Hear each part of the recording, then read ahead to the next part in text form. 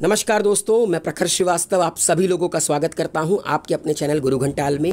दोस्तों, कल की सीरीज़ को आज कंटिन्यू करते हैं। कल हम लोगों ने सुप्रीम कोर्ट ऑफ इंडिया के आर्टिकल 124, 25, 26, 27, 28 और 30 के बारे में बात की थी। मैं आर्टिकल 129 के बारे में आप लोगों को बताना भूल गया था, जो आज के वीडियो में मैं कंप्लीट करूँगा। उसके लिए मैं आप लोगों से तहे दिल से माफ़ी मांगना चाहता हूँ। आज हम और भी कुछ आर्टिकल्स के बारे में जानेंगे। निकल पड़ते हैं आज के सफ़र पर। अगर ये वीडियो पसंद आए, इसको लाइक कीजिए, शेयर कीजिए, कमेंट कीजिए, गुरु घंटाल को सब्सक्राइब कीजिए एंड सब्सक्राइब के बगल में घंटी होगी, दबाइए, कोरोना भगाइए। निकल पड़ते हैं दोस्तों। सबसे पहले मैं आप लोगों को बता दूं आर्टिकल 129 क्या होता है। आर्टिकल 129 कहता है supreme court to be a court of record. इसका मतलब ये है कि सुप्रीम कोर्ट के डिसीजन का अगर उल्लंघन होता है, अगर supreme court contempt of court किसी ने किया, मतलब सुप्रीम कोर्ट के किसी भी डिसीजन का उल्लंघन किया या बातें मानने से इनकार कर दी, तो supreme court contempt of court के तहत आर्टिकल 129 के अंडर में उस इंसान को पनिश कर सकती है। सिर्फ इंसान नहीं, किसी भी इंस्टीट्यूशन को, किसी भी अथॉरिटी को, किसी भी ट्राइब्यूनल को सुप्रीम कोर्ट पनिश कर सकती है। तो यहाँ पर सबसे बड़ा कौन? Supreme court of India. Article 129 supreme court की बात अगर टालने की कोशिश की, अगर कंटेम्प्ट ऑफ कोर्ट किया कि मान लीजिए सुप्रीम कोर्ट ने बुलाया और कोई जनाब है वो नहीं पहुँचे, तो ये सुप्रीम कोर्ट के कंटेम्प्ट ऑफ कोर्ट के तहत ही आता है। उठाकर सुप्रीम कोर्ट आपको पनिश कर देगी, आप कुछ नहीं कर पाओगे। अगला है दोस्तों article 131, the most important article of this evening, original jurisdiction of the supreme court. ठीक है, याद रखिएगा दोस्तों, हर कोर्ट की, सुप्रीम कोर्ट और हाई कोर्ट की अपनी ओरिजिनल ज्यूरिसडिक्शन होती है। ठीक है, तो सुप्रीम कोर्ट की कुछ कुछ मामले में ओरिजिनल ज्यूरिसडिक्शन होती है, मतलब कि वो केस सीधे सुप्रीम कोर्ट ऑफ इंडिया में जाएगा।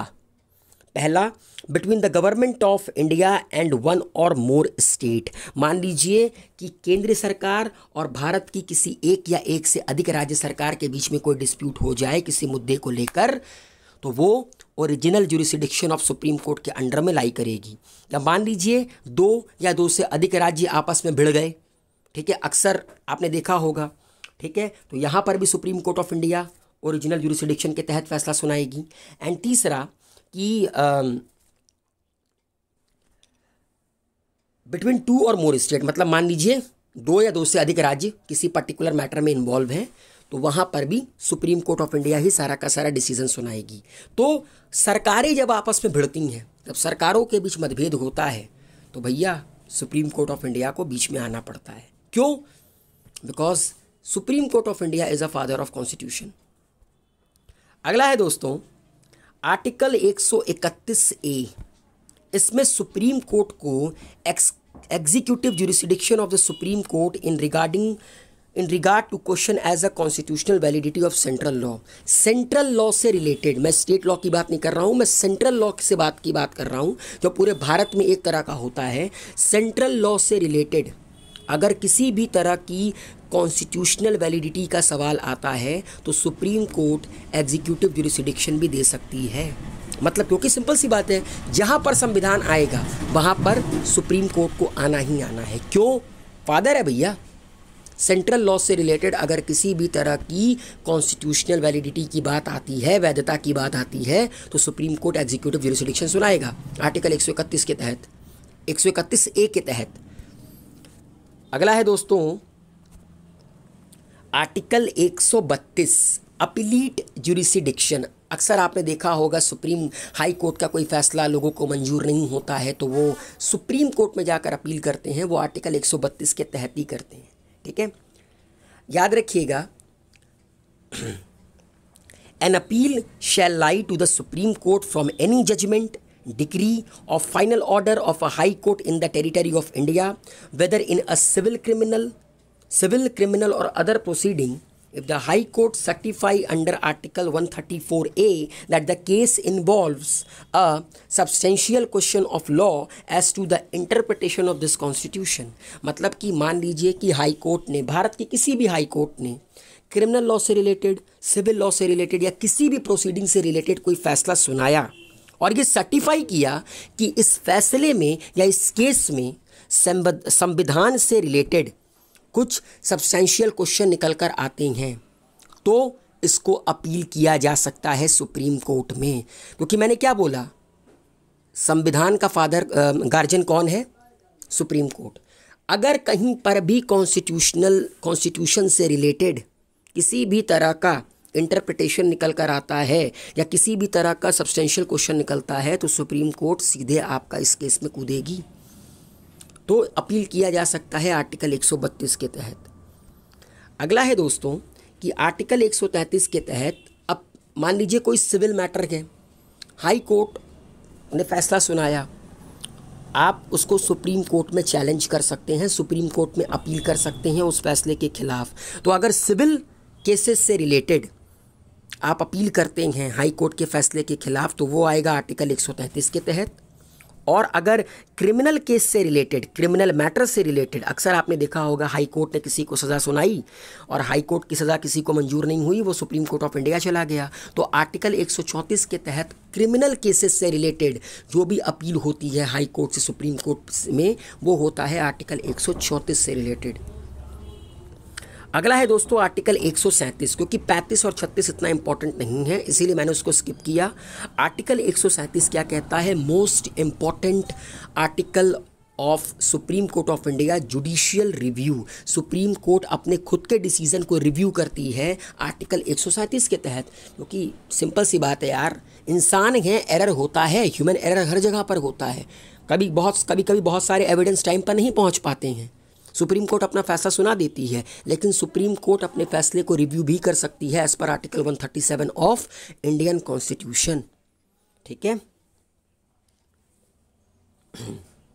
कोई भी लॉ या कोई भी रूल जो आर्टिकल 145 के तहत बनाया गया है उसके रिगार्डिंग अगर कोई भी जुडिशियल रिव्यू का केस आता है, मतलब मान लीजिए कोई फैसला सुप्रीम कोर्ट ने सुनाया तो सुप्रीम कोर्ट आर्टिकल 137 के तहत उसको जुडिशियल रिव्यू कर सकती है। ऐसा नहीं है कि एक बार फैसला सुना दिया तो पत्थर की लकीर हो गई, उसको रिव्यू नहीं किया जाएगा, रिव्यू किया जा सकता है। और इसी जुडिशियल रिव्यू का अक्सर गलत लोग गलत फ़ायदा उठाते हैं। दामिनी रेप केस देख लीजिए उठाकर। अगला है दोस्तों article 138, enlargement of the jurisdiction of the supreme court. देखिए, सुप्रीम कोर्ट हो और हाई कोर्ट हो, इन सब की ना अपनी एक बाउंड्री है काम करने की। ठीक है, जैसे फॉर एग्जांपल हाई कोर्ट है, अब यूपी में हाई कोर्ट है इलाहाबाद में, तो यूपी का हाई कोर्ट एमपी से रिलेटेड कोई भी डिसीजन नहीं सुना सकता, क्योंकि उनकी अपनी एक टेरिटोरियल जुरिसडिक्शन होती है, अपनी एक जुरिसडिक्शन की लिमिट होती है। ठीक उसी तरह सुप्रीम कोर्ट की भी ऐसी लिमिटेशन होती है, मगर उनकी जुरिसडिक्शन की इनलार्जमेंट को बढ़ाया जा सकता है कंडीशन के according. Okay, the supreme court shall have such further jurisdiction and power with respect to the any of the matter in the union list as parliament may by law confer। ठीक है, union list से related कोई भी subject में अगर jurisdiction होता है तो वो सुप्रीम कोर्ट क्या कर सकती है? सुना सकती है, एंड पार्लियामेंट इसको क्या करती है? कन्फर करती है। The supreme court shall have such further jurisdiction and power with respect to any matter as the government of India and the government of any state may by special agreement confer a parliament by law provide for the exercise of such jurisdiction and the power by the Supreme Court। कि मान लीजिए कुछ मुद्दों में, ठीक है, जहाँ पर गवर्नमेंट ऑफ इंडिया का मैटर होता है या गवर्नमेंट ऑफ स्टेट का मैटर होता है, ठीक है, कुछ स्पेशल अरेंजमेंट के दौरान पार्लियामेंट अगर भारत की चाहे तो सुप्रीम कोर्ट की जुरिसडिक्शन को बढ़ा सकती है। ठीक है, पार्लियामेंट के पास ये पावर होता है कि पार्लियामेंट सुप्रीम कोर्ट की जुरिसडिक्शन को इनलार्ज कर सकती है, क्योंकि अक्सर क्या होता है, कुछ मुद्दे होते हैं जिस मुद्दों में सरकार आपस में बैठकर डिसीजन नहीं ले पाती है, तो वो एक न्यूट्रल बॉडी चुनती है, और न्यूट्रल बॉडी कौन सी है? Supreme court of India. इसीलिए सुप्रीम कोर्ट की जुरिसडिक्शन को parliament time to time enlarge कर सकती है कुछ स्पेशल अरेंजमेंट्स में। बाकी जहाँ पर उनकी जुरिसडिक्शन लाई करती है वो तो करेगी ही करेगी। यहाँ पर एक ये बताया जा रहा है कि इनलार्ज किया जा सकता है एज पर आर्टिकल 138। और दोस्तों last article of this video is article 139, supreme court की रिट इशू करने की पावर। ठीक है, वो तो आर्टिकल 32 के तहत होता है। ठीक है, पार्लियामेंट में by law confer on the supreme court power to issue direction order और writ including writ in the nature of habeas corpus, mandamus, prohibition, quo warranto, certiorari और एनी वन ऑफ देम और any purpose other than mention in clause 2 of article 32।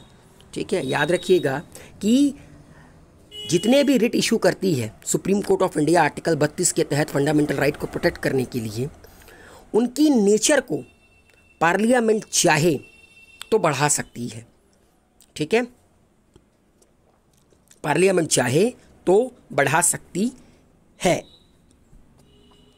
तो उम्मीद है आज का video भी आप लोगों को पसंद आया होगा। किसी भी तरह का डाउट हो कमेंट बॉक्स में लिखकर सबमिट कीजिए। Wish you all a very good luck. अपना ख्याल रखिए, अपनों का ख्याल रखिए, हेल्दी रहिए एंड आने वाले एग्जामिनेशन के लिए जम के तैयारी कीजिए। Good luck, take care, good bye.